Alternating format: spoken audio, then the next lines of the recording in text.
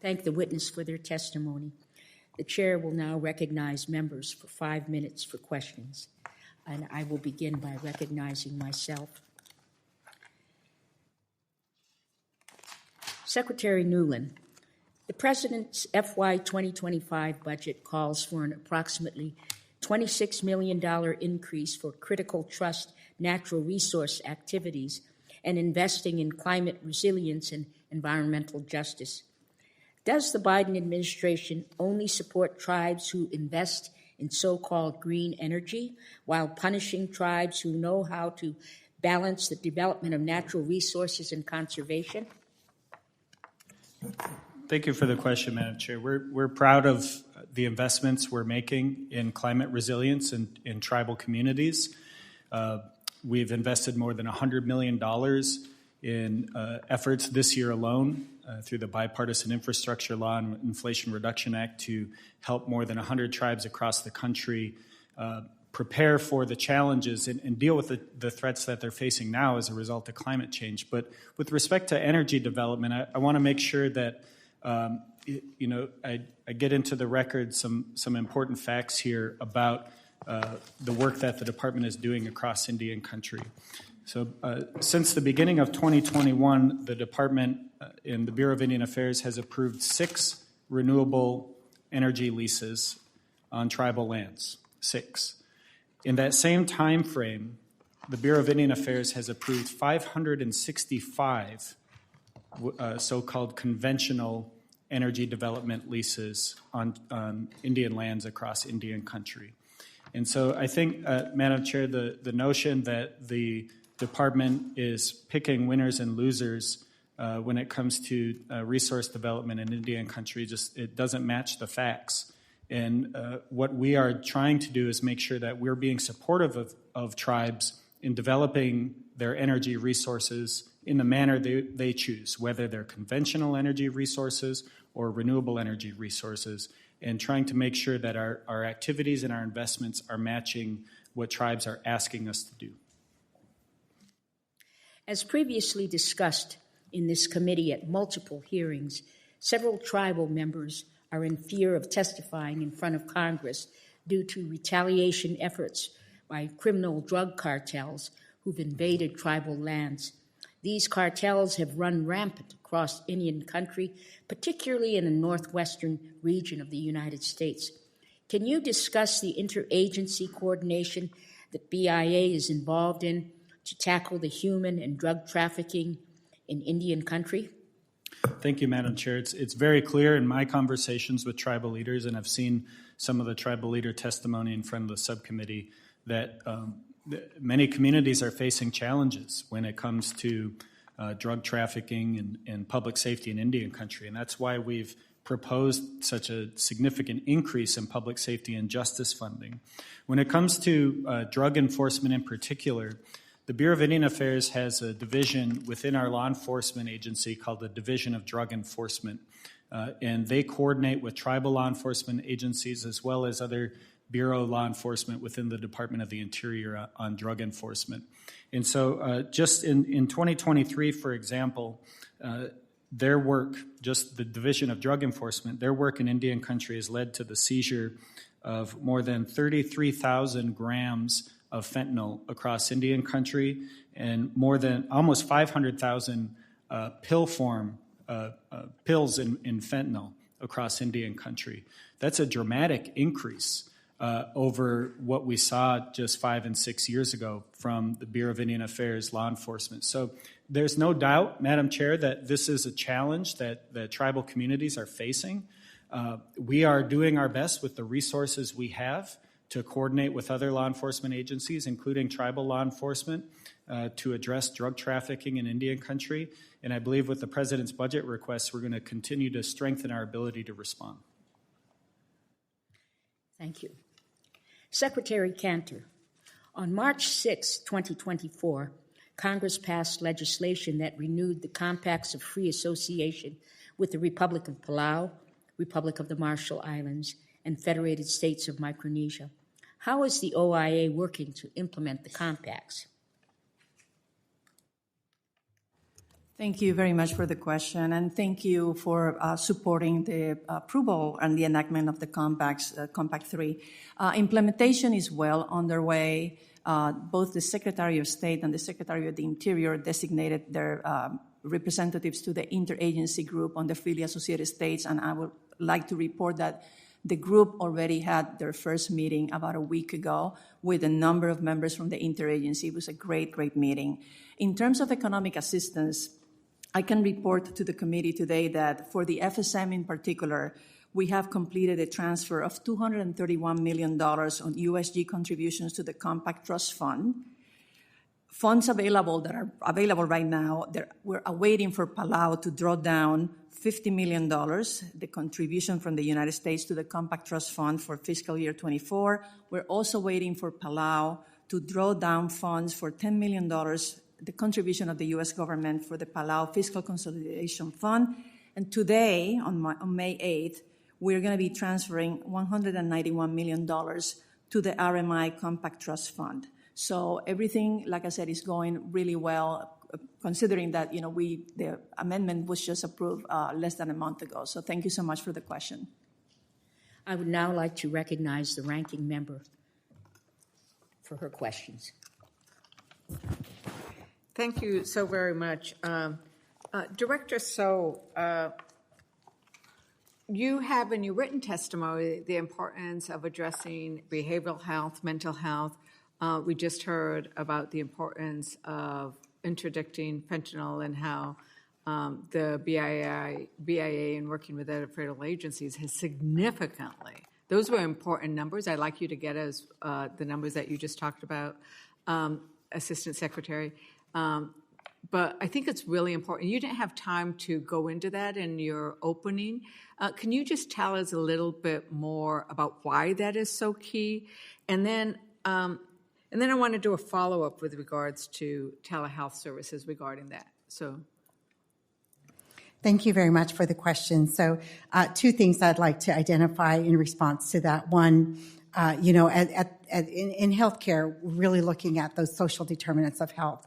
So it's not just a person coming in for care and addressing that particular matter. It's all of that, what that person might be dealing with. And in this case, again, the need for mental health and behavioral health is just first and foremost for Indian country.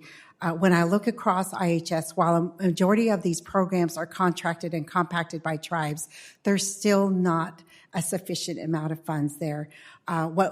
Just yesterday, I was talking with a tribal leader that's trying to figure out in their tribal communities that housing is a huge issue, for example. So if there's no way to address the housing, and these housing issues that we have are a result of substance use or fentanyl or the challenges that we have. So these homes are no longer livable. So how do we address that issue so we can then look at the health part of that?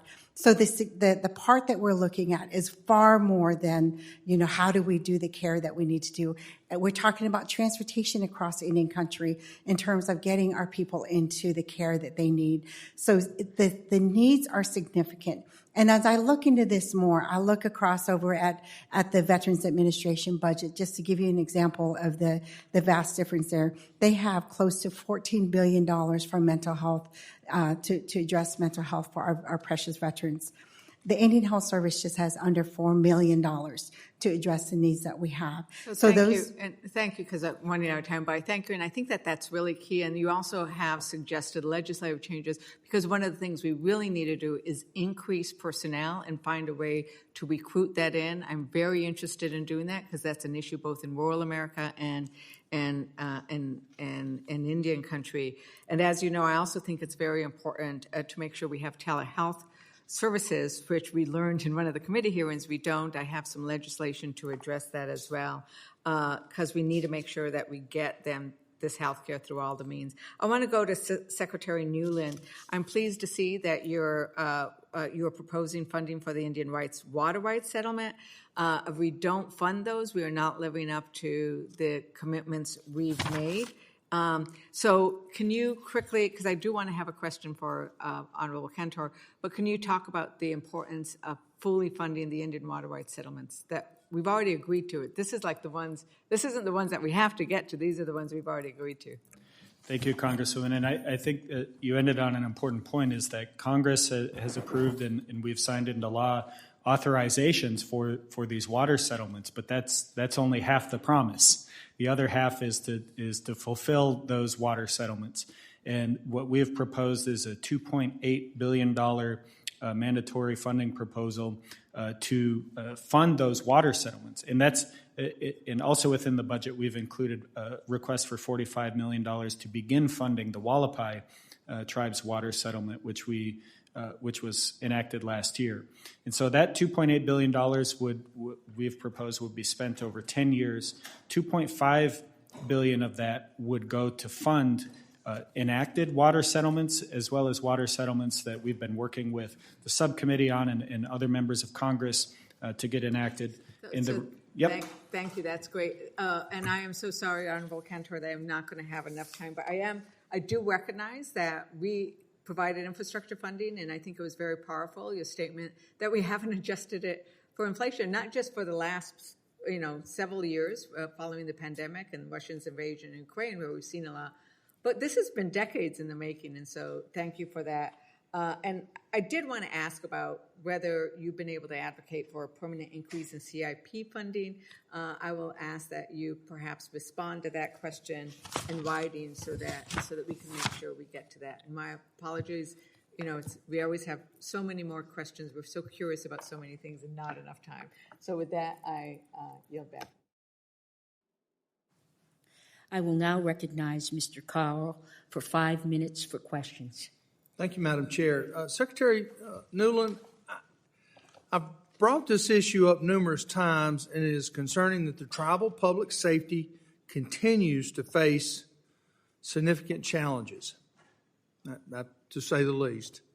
The Bureau of Indian Affairs Office of Justice Services shoulders the responsibility of administrating public safety and justice programs aimed at funding law enforcement, corrections, and court services to ensure the safety of the tribal communities. However, questions have been raised about the OJS's effectiveness, particularly in combining, I'll get that word out, drug trafficking and addressing the disproportionate rates of violence experienced by the Native Americans and Alaskan Native communities. At a recent Oversight and Investigation Subcommittee hearing, it was revealed that illegal drug cartels are actively targeting Indian country, posing a serious threat to tribal members and public safety. This highlights the critical need for securing our borders, including the southern borders, to prevent such criminal activities from entering vulnerable territories. Additionally, Native Americans and Alaskan Natives adults suffer from a high victimization rate, with more than 4 in 5 individuals experiencing some form of violence in their lifetime. This highlights the urgent need for enhancing safety measures within the tribal community. Given these developments, a lot of words for simple questions. How can the Bureau of Indian Affairs effectively address the challenges of the recruiting and retention within law enforcement to ensure that the increased funding leads to significant improvements in the tribal public safety and justice services, especially in the light of the drug cartel targeting the Indian lands? Thank you, Congressman. I think first, I would like to just note that there's been a long history of criminals who target Indian people in Indian country, whether that's sexual assault or other forms of violence or drug trafficking, often because of the jurisdictional maze that we've built up for law enforcement in Indian country makes it harder to enforce the law in Indian country than it is in other places. Depending on who the perpetrator is or the victim, a different law enforcement agency could be responsible for enforcing the law. And this is not a new problem that we're facing. But the challenges you raised are very real, and those are challenges we're working to address. One of the things that makes it difficult for our BIA law enforcement officers serving 34 different tribes is that they're often overtaxed. They're working 6 12-hour shifts alone without backup. They often struggle to find housing in the communities they serve, so they're either paying too much for housing or they have to commute a long distance to work. And these investments, by increasing staffing within the Bureau of Indian Affairs law enforcement, can help our retention just by getting people backup so they don't have to work 72 hours a week on their own. Well, let me ask you this. What kind of technology is being used on the, are we providing these tribes to use to monitor this activity? Are we supplying them with drones and the technology to help that, or is it just everything's done old-fashioned by cars? Well, I think in a lot of communities, Congressman, our tribal law enforcement agencies and Bureau of Indian Affairs officers are dealing with equipment that is beat up and older than their counterparts in other agencies. And in a lot of places, their cell phones and their radios might not even work in these remote areas. And so we've got to get our officers better equipment to help address a lot of these challenges. Well, we've got to address these challenges, and I think the IT approach is certainly one of them. It works well at the border when we use it for information, and I think the tribes need it probably worse than anybody because there's so many miles they're actually trying to cover. With 1 or 2 people, it's unfair for them. Thank you. So, but thank you, and thank all the members, speakers for being here today. Thank you. I'll return my time. The chair will now recognize Mr. Sablan for 5 minutes for questions.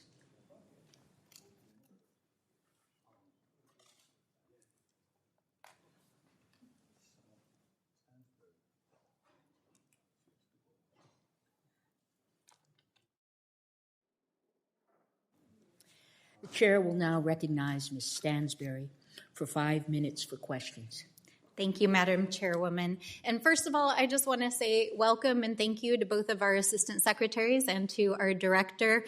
I believe that you three and your staff sitting behind you in the agencies that serve our sovereign nations and tribes, both here in the U.S. and in the Pacific, have among the hardest possible jobs in the federal government. So I want to say thank you for your service.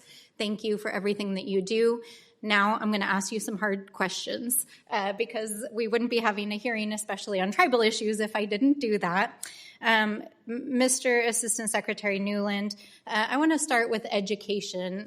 One of the wonderful things that we've done in New Mexico is increase teacher pay at the local level across the state. But unfortunately, our teachers who are serving through our tribal schools and through our BIE system are not having pay equity with our local school districts.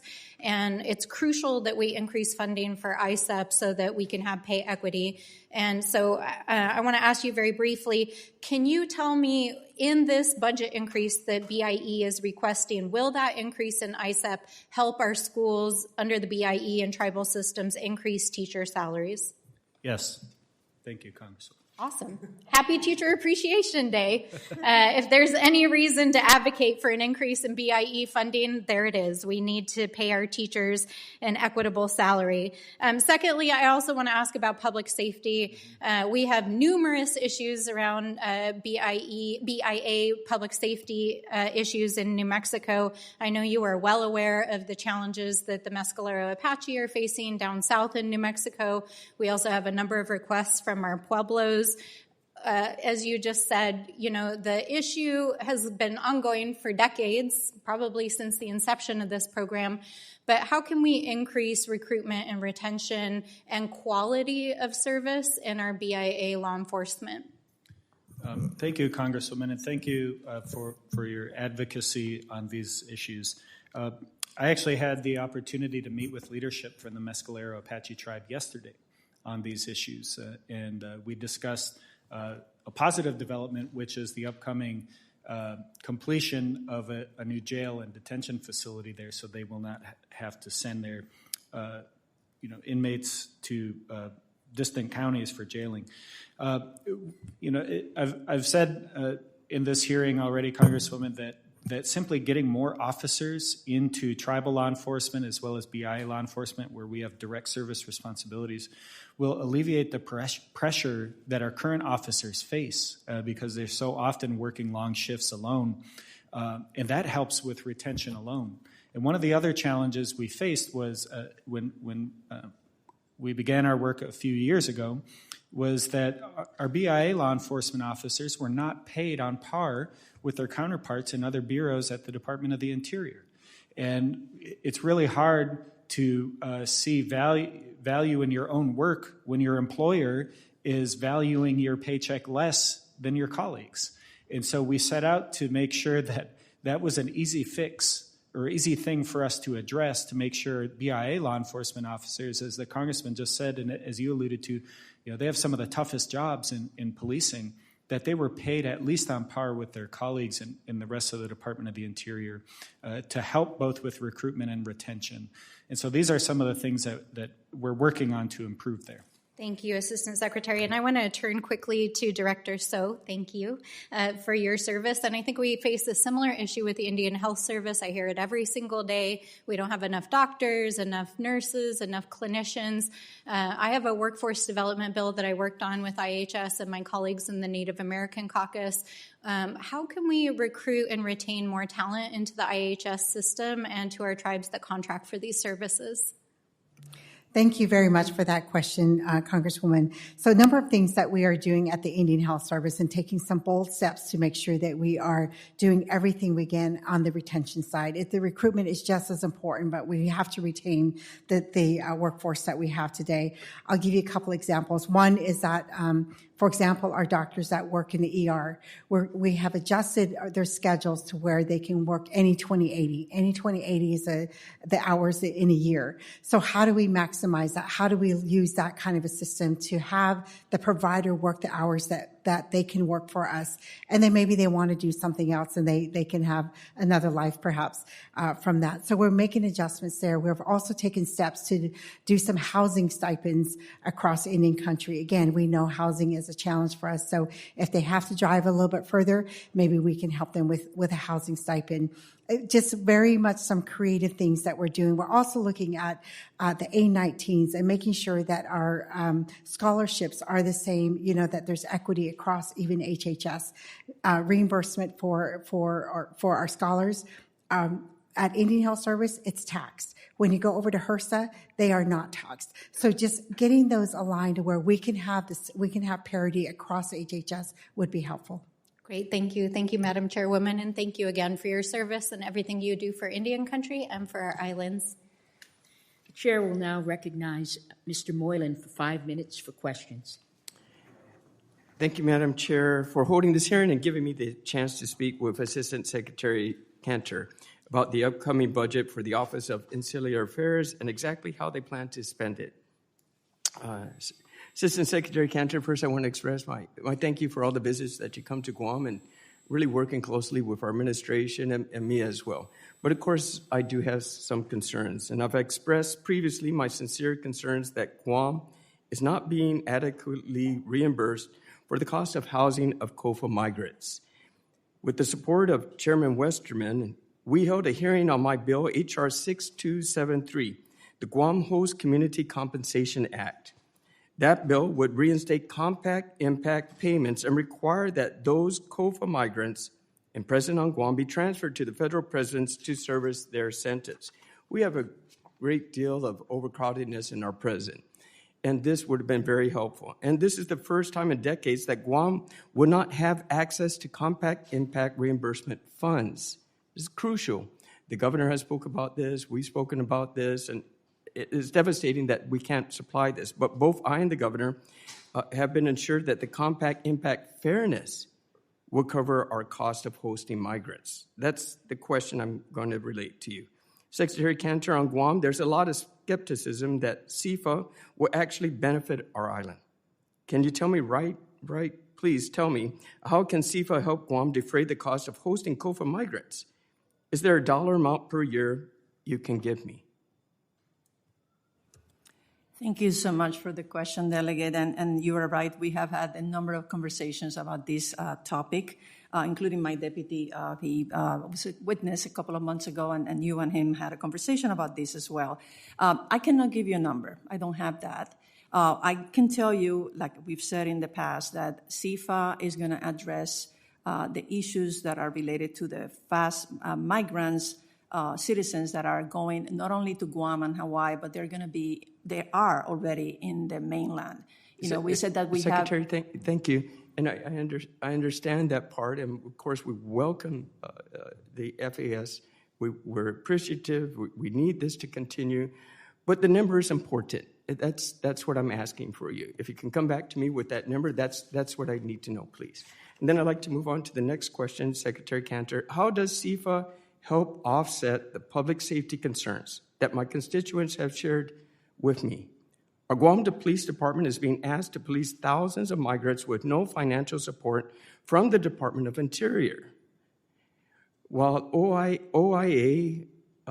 will OIA be providing financial support for them to hire and equip more officers? Our vehicles are run down. I visit my police officers. Our staffing is short. We're having difficulties. It's a constant occurrence. So will the OIA provide financial support for them to hire and equip more officers for Guam? Delegate, once again, we have offered to meet with you and members of your staff to discuss CIFA. It is a new law, and I am offering that again to you. I don't think that we can discuss this in the next 2 minutes, but it is an important issue, and we are hearing your concerns. I appreciate that, and we'll have the further discussion. We want to keep this open. We want to resolve this. We want to do what's right. So thank you. Final question. Thank you, Secretary Cantor, for this. It's related to education. CIFA does not cover any expenditures from the Guam Department of Education, who have thousands of COFA migrants' children in their already overcrowded schools. Will OIA commit to providing expanded financial and technical assistance to Guam Department of Education to help them make up these major shortfalls in their budget? Help us with our education. Delegate, all the territories can apply to our technical assistance programs and maintenance assistance programs. Once again, this is CIFA related. I offer to you meeting with you members of your team to continue this conversation. I appreciate that. I understand we have $28 million available, and we're going to get to the bottom of that so we can help at least that part. I'm looking forward to your continuous visits. I'm sure we can get this done, and I appreciate what you do as well as the other panel here with you today. Thank you very much. Thank you, Madam Chair.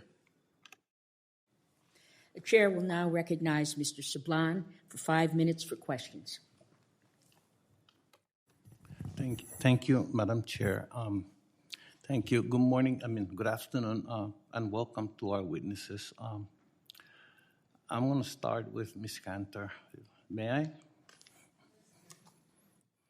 Thank you. Last week, I thanked Secretary Holland, who was here, and I want to thank you also today for the President's 2025 budget request that maintains or increases programs vital to the Northern Marianas and all the insular areas.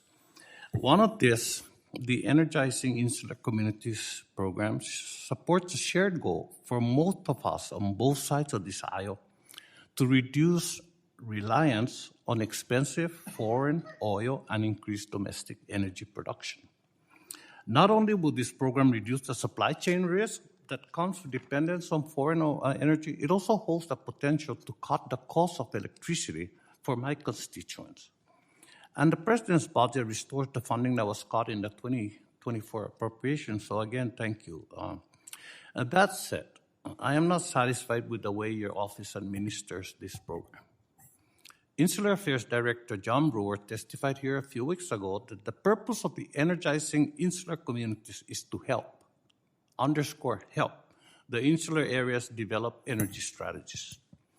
But you see, Public Law 113-235, authored by former Virgin Islands Representative Donna Christensen and I, members of this committee, clearly states it is the responsibility of your office to develop and implement these energy plans. Of course, it would be, useless for your office to develop plans for the insular areas without consultation or buy-in from them. But OIA has never accepted it is primarily your responsibility to develop these plans and report to Congress on whether these milestones are being met. And I should know because I sponsored the law. Fortunately, in the Marianas and the other insular areas, I think people understand the risk of dependence on imported fossil fuels. They understand the economics now favor alternatives like wind and solar, which we have in abundance, of course, and we're taking action. But could we make this transition much faster and more efficiently? We could make this if OIA provided the plans and the technical and financial expertise as Public Law 113, the 235 directs. Will you, Madam Secretary, will you commit to follow the law? Yes, we commit to following the law, always. All right. Oh, Jesus. Well, you haven't been for several years now. Madam Secretary, I'm asking you to please, this is really important. You know, people in my district are paying close to 50 cents an hour for 1 kilowatt of electricity. It's in the 40 cents range. Delegate, the law is clear that the insular area energy plans should reduce reliance on fossil fuel imports and develop renewable energy sources. Yes. The CNMI projects funded through the I EIC... understand that, Madam Secretary. Please excuse me. I am saying the law. Before you give out money, the plan was to build a plan for energy in the insular areas. You haven't done that. You've given out grants. I mean, you know, Santa Claus does that on Christmas. You haven't done that. But so will you follow the law? Because it's on record. The law as written by Donna Christensen and I. Will your office follow the law? Please. Delegate, we follow the law. All right. Madam Secretary, as you know, Mariana's governor, my governor, Palacios, recently asked President Biden to consultations for 902. The Marianas economy has never recovered from COVID. Last week, one of our crown jewel hotels, a Hyatt, announced permanent closure. The governor wants to talk about direct financial assistance like Congress provides the government of American Samoa, and he wants help in reviving tourism. He needs more skilled labor to put infrastructure dollars to work. Can you tell me where the administration stands on my governor's request for consultations and whether you understand how dire the economic situation is in the Northern Marianas? Yes, Delegate. I am aware that Governor Palacios sent a letter to President Biden. I received a copy of the letter. Governor Palacios and I actually spoke on the phone late last week. We are in the process of waiting for the White House to determine who the representative is going to be for these consultations, but we know that this is very important to the CNMI government. All right. Thank you, Madam Secretary. Again, really, thank you for what you do. I'm not here to argue with you, but this thing is not something I bring up just here. It's every year. And I should know what the law is intending to do because Donna and I wrote the law. Thank you, I yield. The chair will now recognize Mr. Case for 5 minutes for questions. Thank you, Madam Chair. Ms. Cantor, adding my congratulations for achieving the compacts. A lot of people had a piece of this. I see Mr. Nakoa behind you.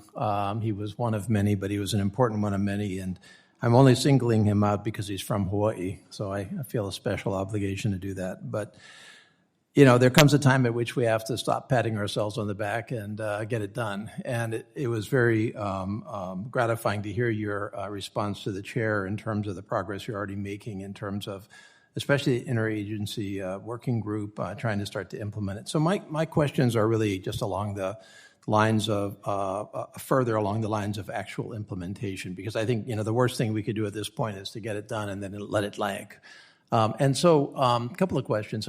First of all, I assume that the interagency working group is about working through the COFA side of the compacts, really trying to get that done. But is there a similar effort, going to Mr. Moylan's questions, on CIFA to work through the specific issues that exist both generally with CIFA in terms of how to actually turn the federal bureaucracy to the idea that these are now federal obligations, to specific concerns that some of the compact resident communities, principal ones might face, including Guam and Hawaii. Do you have some kind of an interagency working group? How are you coordinating that? What is your schedule to implement the actual coverage? Do you have to go through a regulatory process at this point, or can you just turn it on pretty much? Congressman, thank you so much for the question, and also thank you for the support that you gave us through this process. And yes, Keone is one of the most valued members of my team, and I'm very happy to know that he's from Hawaii, as you are. I guess I mentioned the IAG met for the first time last week. We have not discussed whether we are going to be discussing the CFA issues. We're going to be watching what happens with CFA.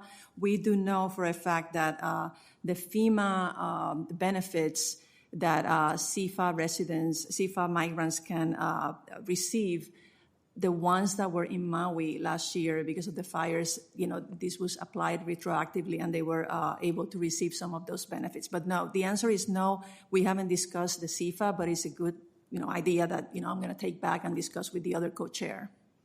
I think we need an organized plan on implementing CFA as soon as possible. It's not quite as easy as it sounds. I'm sure there's going to be a lot of questions. Thank you so much for the FEMA side of things. So that was very good development. But there are many other parts of CFA.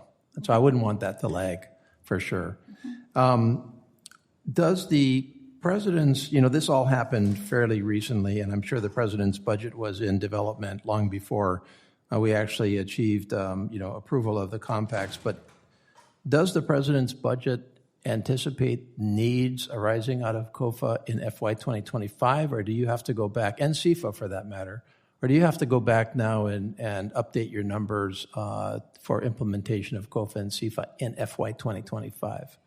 We are going to be watching very closely. We haven't had any conversations yet, but if we do have to go back and make some adjustments and request some adjustments, we will do so. Okay. Or in 26. Well, I'm worried about 25 because we're about to mark up those bills. I'm on the Appropriations Committee, and I guess what I don't want to do is get through an appropriations season in the House and have to scramble before September 30th on a supplemental basis. Far better to know what the budget numbers are right now and get it into that process right now than play catch up on it.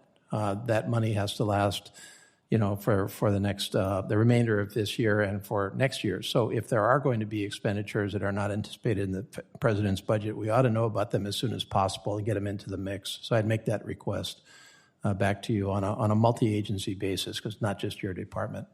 Understood. I'm sorry. And then finally, I would highlight for you a particular issue that I think needs a little bit of expeditious implementation, and that is the provisions of the compacts that basically change the construct that we follow for veterans, United States military veterans living in the compact countries. This is a persistent issue for those countries. We owe it to those veterans to treat them as any other veteran. The compact anticipated that those countries would now be able to provide that service on a reimbursable basis and made other changes to really give them far more equity. What I'm concerned about is that lag. I spoke with 2 out of the 3 presidents on this issue just in the last week, and they highlighted it to me. I didn't raise it. So this is a critical issue for all 3 countries. I commend that to you as something that we need to move along. And also the same question as to the budgeting of that in FY 2025 in particular. So my time's up, but that's an important issue to not let get away from us. No, and we are aware that this is a very important issue, not only for us, but the veterans and the presidents of the countries. We have been hearing from them as well. Let me tell you that we have been collaborating with the members of the interagency, trying to figure out, how to help and provide the improved access that they deserve and they have earned. Thank you very much. Thank you. I thank the witnesses for their valuable testimony and the members for their questions.